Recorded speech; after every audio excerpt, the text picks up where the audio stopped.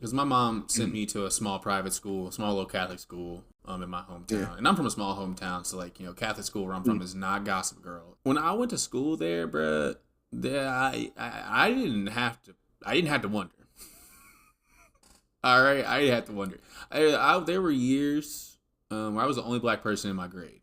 My mom and my family were pretty like liberal, even though we're from the South, and Mm. we're all like my mom like she like worked with the Morials whenever she was younger, trying to do like poli sci stuff out of college. As far as Yeah. putting up the good fight, she tried to do it. So I was never under any illusion or anything like that. And like they were very explicit, right? I'm from the South, right, where people tell you very, very, very, very explicitly what there is no knock knock to the racism, right?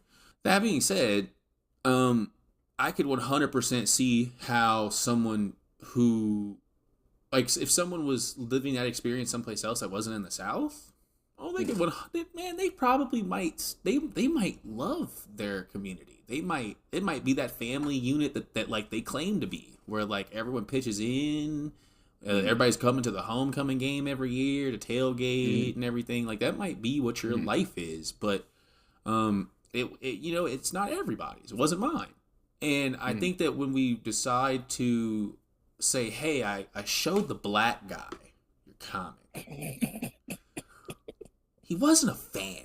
You know what I mean? Yes. I sometimes get that whenever I go out and I talk to people in my local environment here in Phoenix. Anytime I kind of go out and I show people Scion, a comic book that's got, 4 black people on the cover of it. They see me, light bright, blue-eyed boy coming in an area that's widely Latino. You might think that I'm just, Latino instead of black. When I pull out this black comic book, you're like, oh, I get this response where they're just like, have you heard of blah, blah, blah, blah? And it's like the only other black comic book creator in the area, really. And it's like, why was that the first place you went? Why are you trying to put us all in that box we talked about? You know what I mean? I think that that's definitely all coming from a similar place. I think that we've told people for a while that like, we need representation, we need representation, we need representation. They're just looking to get a black book in like on the rack in the same way that like a grocery store is trying to get the snacks. Like they need a locale offering. That's what we are to them. We are smart pop on the aisle.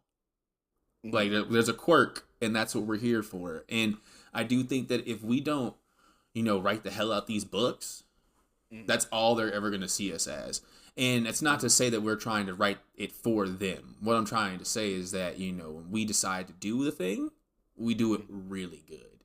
And I think that that's where